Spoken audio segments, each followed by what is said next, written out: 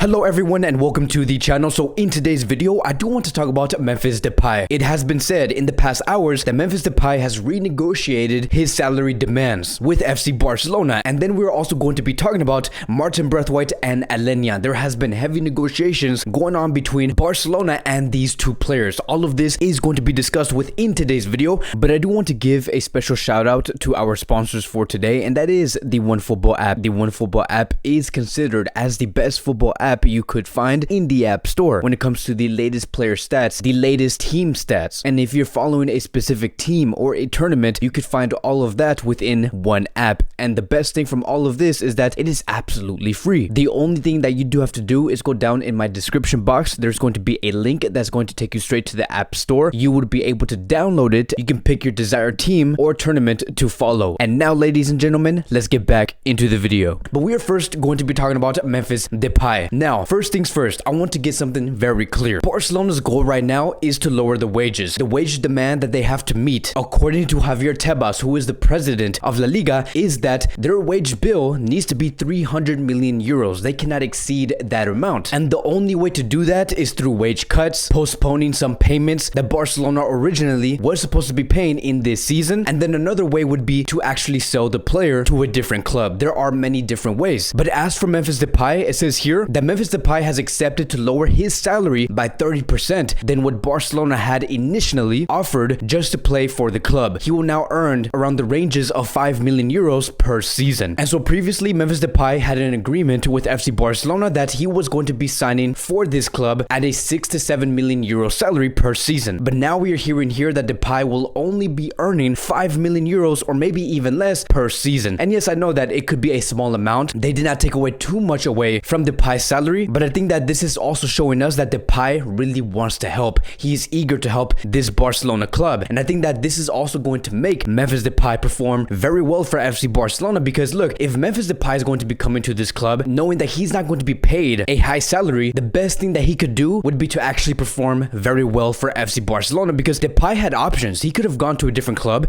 He could have gone to a team like City or Juventus or Inter Milan, to any other club, and receive a much higher wage. But Memphis Depay is not focused on that. What I do believe Depay is focused on is to actually perform very well and win titles with FC Barcelona. So Depay knows exactly why he is coming to this club. If he knows there is not going to be a high wage, he is going to make this move worth it. And I do see Memphis Depay starting for FC Barcelona. My biggest question is going to be this: how is Koeman going to be using this player? Is he going to be having the exact same role and position like he did have at Lyon, or is he going to be re-innovated into a different player? But one thing is for sure, we have already seen Koeman and Depay work within the same team, and that was at the Netherlands, and Memphis Depay was performing very well with the national team under Ronald Koeman. So there is a lot to look forward to, and Depay is not going to be the only player that is going to be receiving or negotiating a lower salary. There are going to be other players. So I do want to thank Memphis Depay for actually doing this, for actually trying to help this club and doing whatever possible to bring Barcelona into a better position. And now I do want to move on towards the next topic of today, and this is going to be a very long one to discuss on, because there is a lot of negotiations that is revolving around these two players, which is Aleña and Martin Braithwaite. So there has been reports surfacing in the media that does regard these two players, and it says here Valencia was asking about Martin Braithwaite and Aleña on loan weeks ago, but the sporting department of Valencia had doubts due to the fact that the new coach that used to coach Getafe and is now coaching for Valencia did not give Aleña enough minutes at Getafe last season, but now he is expected to permanently join Getafe. So you can see that there was a tug of war, and especially with Aleña. Valencia were thinking about bringing in Aleña, and so was Getafe. And let me tell you guys, Aleña is a Barcelona academy product. And the fact that we are hearing this, the fact that we're hearing Barcelona actually let these clubs go into a tug of war for this player, it is quite clear that Barcelona do not have any plans with Aleña. And then a couple of hours later, we have finally heard the brand new details regarding Aleña and his future with Barcelona. And it says here, according to Rack 1, there has been a principle of agreement reached between Barcelona and Getafe over the permanent transfer of Carles Aleña. The plan is for the player to travel to Madrid tomorrow and be presented on Monday next week. And he will be signing a 5-year deal with Getafe, and Barcelona will be receiving a 5 million euro fee from Getafe for this player. Aleña will no longer be a Barcelona player. Aleña will be signing with Getafe permanently. And many of us did see this move happen from afar. We saw this coming because Aleña was being loaned out for the past 2 years. He went to Real Betis, he came back to Barcelona, he went to Getafe, came back to Barcelona, Barcelona, and now he's going back to Getafe. And at the age of 23 years old, it is time for Aleña to be set in one club. And because Barcelona do not have Aleña in the plans, Aleña will be permanently moving to Getafe. As for Martin Braithwaite, there has been Premier League clubs interested in this player, but there hasn't been no major conversation for Martin Braithwaite. And now seeing that Braithwaite has finished his run with Denmark at the Euros, I do assume that Martin Braithwaite is going to be having a small break, maybe enjoying his vacation with his family, and then shortly right after, we should expect to hear Martin Braithwaite look for other clubs and have Braithwaite negotiate with Barcelona to give Barcelona a clearer picture on where he does want to go and want to move next. But now let's step away from Carles Aleña and Martin Braithwaite, because there has been other stories revolving these two players and the negotiations that went on between Valencia and FC Barcelona. And whatever I'm going to be saying here, I want you guys to take this with a grain of salt. This is nothing factual at the moment. We're going to have to wait and see how this story does evolve, see if other reliable sources do confirm this, but it has been reportedly said, coming from Carlos Bosch, that there was a meeting between Valencia and Yunus Musah's agents because FC Barcelona were interested in that player. And within that meeting, they were discussing how they could either send Aleña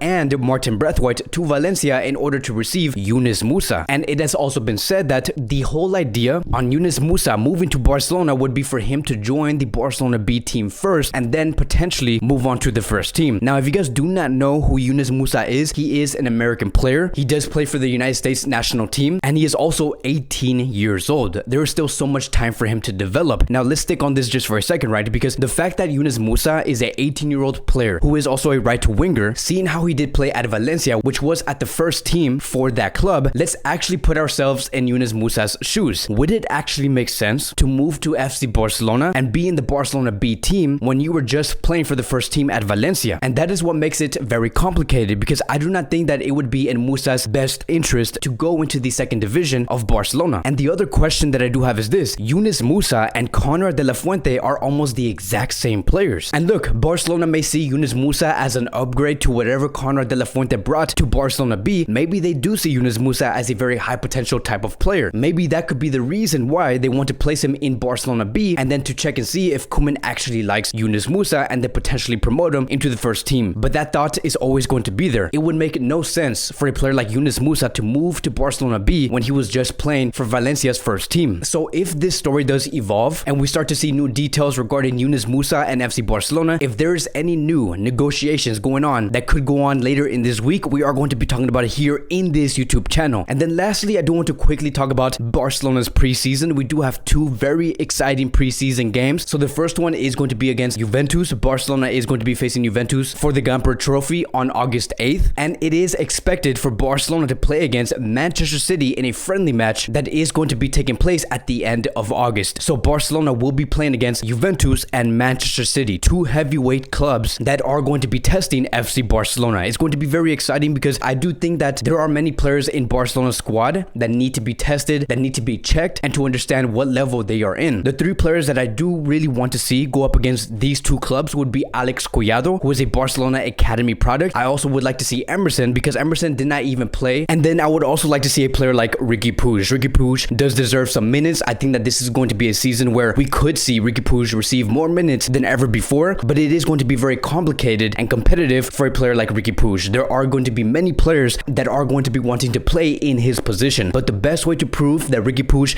does have the quality and has what it takes to bring Barcelona value would be to play in games such as these. But that is going to be wrapping up today's Barcelona Daily News. Thank you guys so much for watching. If you guys are new here, welcome to the channel. Please like, subscribe, comment, and I will see you guys in the next video.